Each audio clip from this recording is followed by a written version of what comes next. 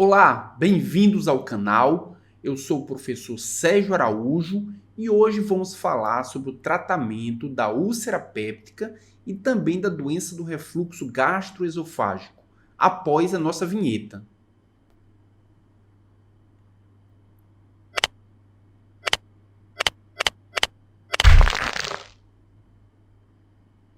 Então vamos iniciar falando sobre a anatomia do estômago.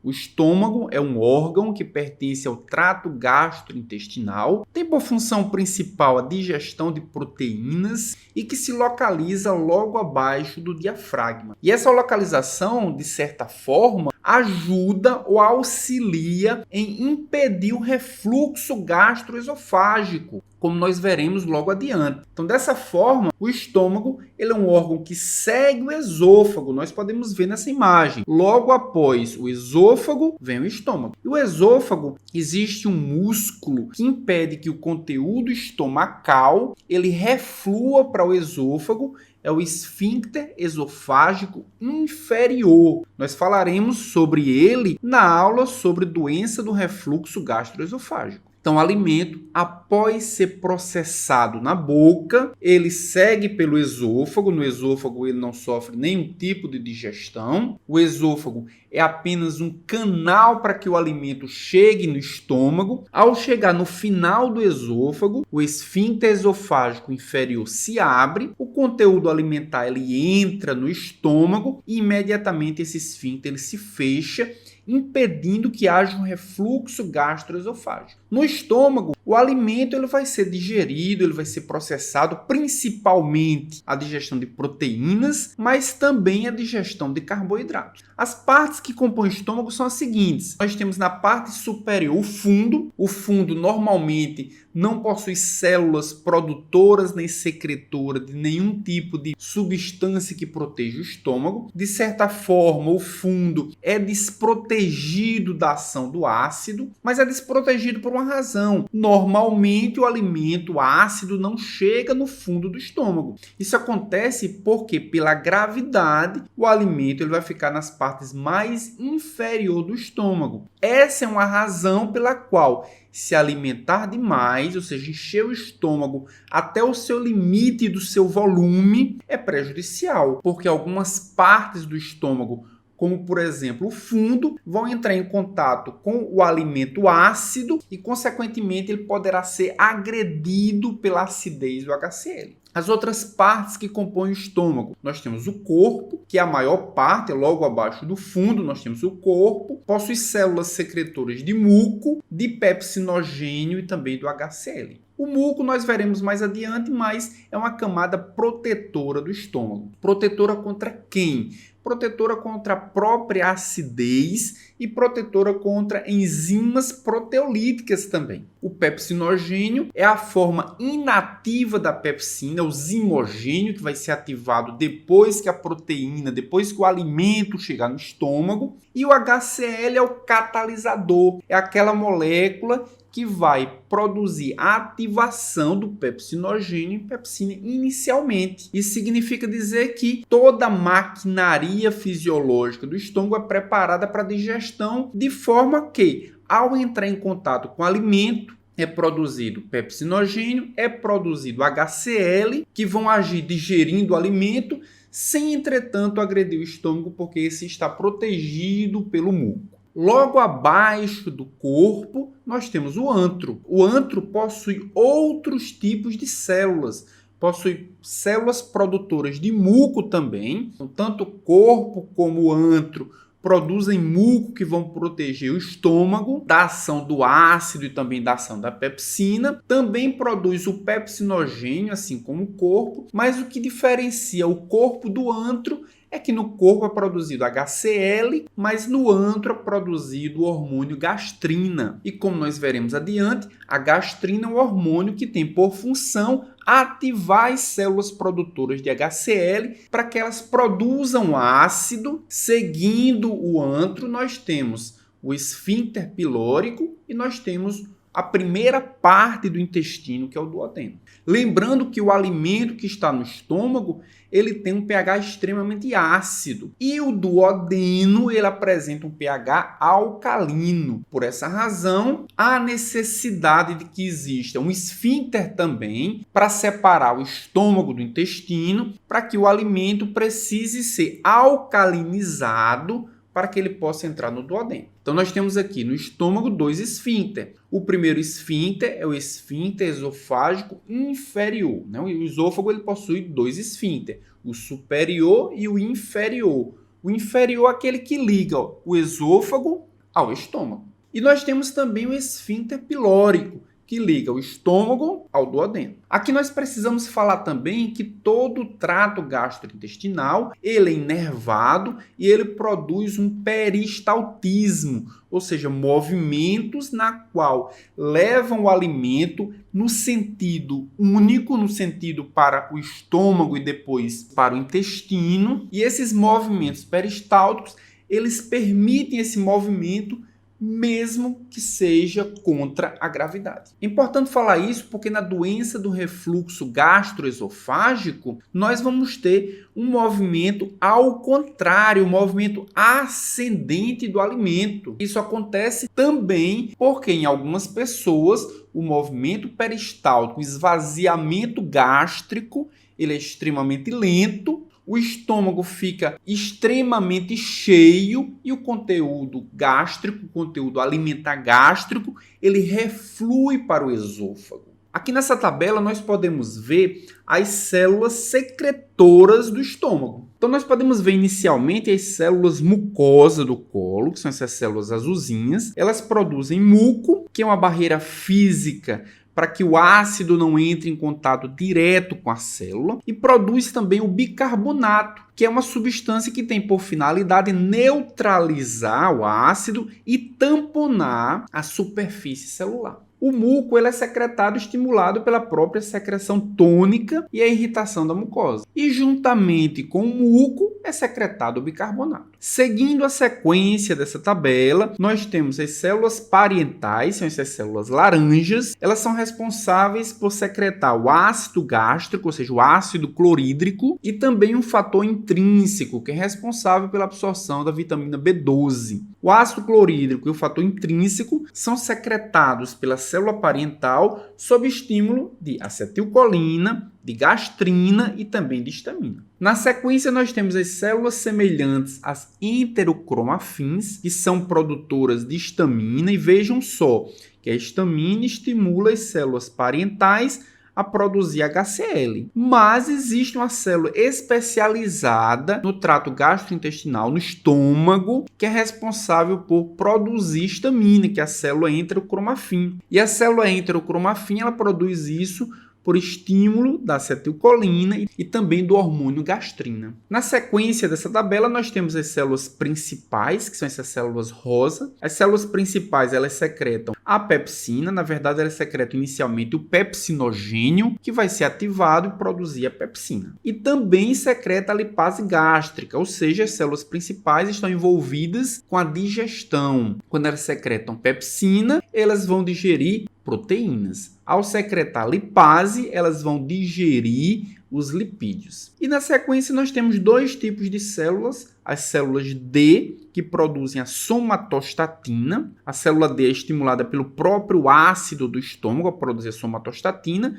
e a célula G, que produz a gastrina, que, como nós vimos, ela é estimulada pela acetilcolina e também por peptídeos e aminoácidos. E qual o papel da célula D e qual o papel da célula G? A célula D ela vai inibir a secreção do ácido, ou seja, funciona como um feedback negativo. Quanto mais ácido, mais é estimulado a célula D, que produz a somatostatina, que vai inibir a produção de mais ácido ainda. Já a célula G é o estímulo positivo. Ela produz a gastrina sob estímulo da acetilcolina e isso vai fazer com que haja estímulo da secreção do ácido clorídrico. E aqui nós temos a célula parietal, que é responsável pela produção do HCl. Quem é que produz o HCl? O HCl é produzido por meio de uma proteína chamada bomba de prótons. Na verdade, a bomba de prótons vai promover a secreção do próton para o lúmen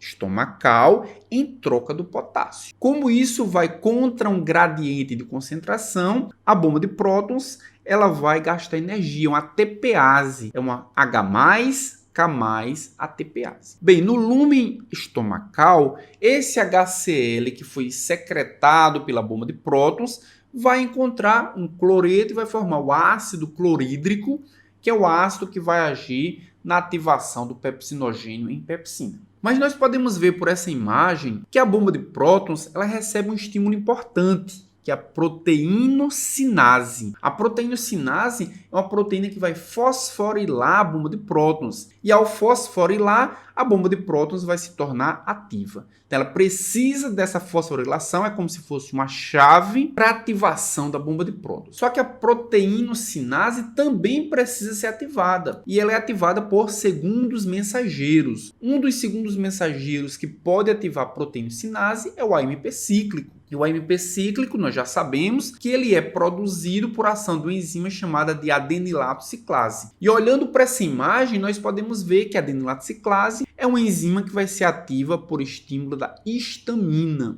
Então, a célula enterocromafim, no estômago, como nós vimos, ela é produtora de histamina. A histamina vai agir em seus receptores histaminérgicos na célula parietal, receptores H2. Ao se ligar à histamina, o receptor H2 consegue ativar a enzima adenilato ciclase, que vai quebrar o ATP e AMP cíclico. O AMP cíclico ativa a proteincinase e essa ativa a bomba de prótons. Um segundo estímulo importante é a acetilcolina, produzido pelo nervo vago. Então, o nervo vago vai inervar o estômago, vai inervar a célula parietal, vai liberar acetilcolina e a acetilcolina vai agir em receptores muscarínicos do tipo M3. E receptores muscarínicos M3, ao se acoplarem com a acetilcolina, elas ativam uma outra enzima, uma outra via metabólica, a fosfolipase C. E como nós sabemos, a fosfolipase C é uma enzima que, depois de ativada, produz dois segundos mensageiros, diacilglicerol e inositol trifosfato. Diacilglicerol consegue ativar a proteincinase diretamente, mas o inositol trifosfato também ativa por meio da liberação do cálcio do retículo endoplasmático. E o nosso terceiro estímulo é a gastrina, que é um hormônio produzido pela célula G, como nós vimos, que circula, que vai pela corrente sanguínea até chegar na célula parietal, e a gastrina se liga em receptores CCK2. Ao se ligar, a gastrina também consegue ativar a fosfolipase C, assim como fez a acetilcolina. Então, tanto a acetilcolina como a gastrina ativam a fosfolipase C, ou seja, vão ativar a proteincinase por meio dos segundos mensageiros inositol trifosfato e diacilglicerol. Mas nessa imagem aqui nós podemos ver o papel da acetilcolina na secreção do HCl. Nós vimos que a acetilcolina é produzida pelo nervo vago e ela consegue estimular diretamente a célula parietal ao se ligar em receptores muscarínicos M3. Isso vai produzir a ativação da bomba de prótons, vai aumentar a secreção do HCl. Ok, até aí nós vimos, nós compreendemos. Mas se nós olharmos para esse esquema, nós podemos ver que existe também inervação do nervo vago na célula enterocromafim, ou seja, a acetilcolina também consegue se ligar em receptores muscarínicos na célula enterocromafim, e ao se ligar, ela vai produzir a liberação e a secreção de histamina, que é um segundo estimulador da célula parietal. Então, a histamina também é produzida indiretamente pela ação de acetilcolina vindo da inervação vagal. E vejam que, olhando mais para baixo no esquema, o nervo vago ele também vai inervar a célula G. Ao inervar a célula G, a acetilcolina também consegue produzir a secreção de gastrina, que é o terceiro estimulador. Então, a célula parietal, que é estimulada diretamente pela acetilcolina, é estimulada também pela gastrina e é estimulada pela histamina. Só que tanto gastrina como histamina, elas são produzidas pelo estímulo colinérgico, pela inervação vagal. Dessa forma, a gente começa a entender, ou começa a concluir algumas coisas, como, por exemplo, a gastrite nervosa. Então, quando o indivíduo está muito estressado, quando o nervo vago está muito ativo, esse nervo vago está ativando, na verdade, não só um único estímulo, que é o estímulo vagal diretamente na célula parietal, mas indiretamente está estimulando todas as formas de ativação da célula parietal. Por essa razão é que muitas vezes, tanto a úlcera péptica, como nós veremos, como a doença do refluxo gastroesofágico, são muito presentes em pessoas com estresse crônico. Isso acontece pelo estímulo vagal em todas as fórmulas de ativação da célula parietal. E aí, quando esse processo que nós vimos anteriormente, que é o processo fisiológico, ele não está funcionando adequadamente, nós temos o que se chama de dispepsia. E quais são os principais sintomas da dispepsia? Nós temos a pirose, nós temos sensação de plenitude gástrica, saciedade precoce, distensão abdominal e náuseas também. Então, isso tudo é chamado de dispepsia. Dentre as dispepsias, duas são importantes que nós veremos nessa videoaula. É a úlcera gastroduodenal e também o refluxo gastroesofágico. Então, nós podemos definir dispepsia de que forma? Uma dor ou um desconforto que se manifesta nas regiões do estômago, umbigo e tórax. É a famosa má digestão. E essa dispepsia, a gente pode ainda classificar ela como dispepsia orgânica, que é aquela causa diagnosticada, é a minoria, 30% das dispepsias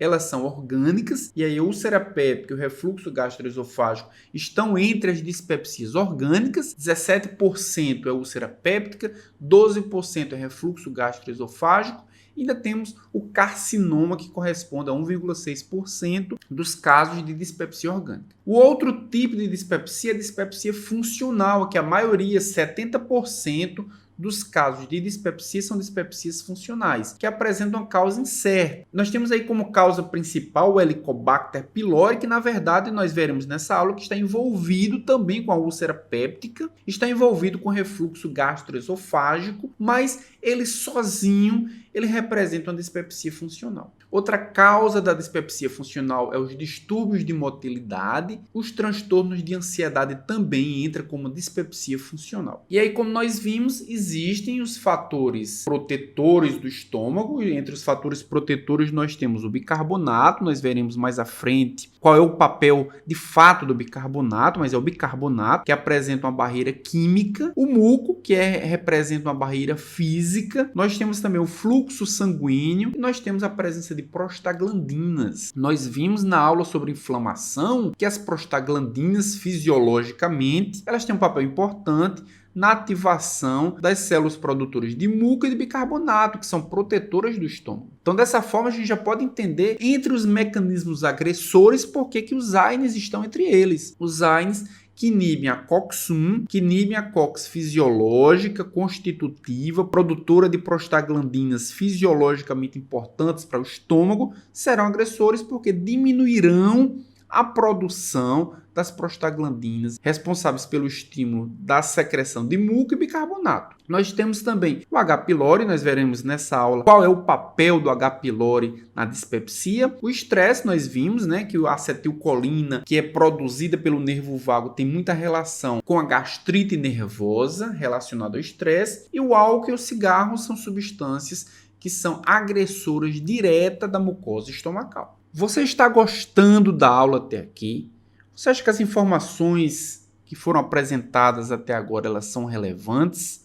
Então não esqueça de assinar o sininho, de se inscrever no canal e principalmente de compartilhar esse vídeo com outras pessoas que você imagina que o assunto interesse a elas, que você imagina que elas vão se beneficiar desse conteúdo. Então agora vamos ver os fatores protetores do estômago. Como nós vimos, São 4 os fatores protetores. O primeiro deles é a camada de muco, é uma camada que protege o estômago, que protege as células estomacais da agressão direta do HCl. É uma barreira física, então ela protege diretamente de forma física. Só que juntamente com o muco, nós podemos ver aqui que existe a produção de bicarbonato. O bicarbonato ele tem a função de neutralizar, porque mesmo existindo uma barreira física, parte do ácido pode penetrar no muco, chegar até as células estomacais, as células da mucosa estomacal. Então existe o bicarbonato que vai neutralizar o ácido que consegue penetrar nessa camada de muco. Nós podemos ver aqui uma diferença muito grande de pH. Na superfície do muco, o pH está em torno de 2. Mas na superfície da célula apical, da célula da mucosa gástrica, o pH é em torno de 7. Isso acontece porque o ácido não consegue chegar até a superfície celular. E é importante que ele não chegue para que não haja agressão da mucosa estomacal. Pessoas que têm essa camada retirada, porque estão utilizando, por exemplo, um anti-inflamatório não esteroidal que diminui a produção de muco e também diminui a produção de bicarbonato por meio da inibição da síntese de prostaglandinas, elas têm as células da mucosa estomacal expostas ao HCl e, portanto, com grande probabilidade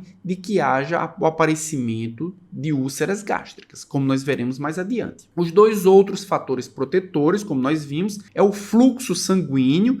E o fluxo sanguíneo é importante para quê? Principalmente para veicular as prostaglandinas, que são moléculas que vão estimular a produção de muco, também a produção de bicarbonato. Essas foram as referências usadas nessa videoaula, o Manual de Farmacoterapia, também o Manual de Farmacologia Terapêutica do Goodman Gilman, Fisiologia Humana, os princípios de farmacologia do Golam e Fisiopatologia da doença, uma introdução à medicina clínica. Para todos aqueles que quiserem me seguir nas redes sociais, que na tela nós podemos ver algumas delas. Se vocês quiserem lá, nós podemos trocar uma ideia, nós podemos ampliar a discussão que iniciamos nessa videoaula. Até a próxima videoaula.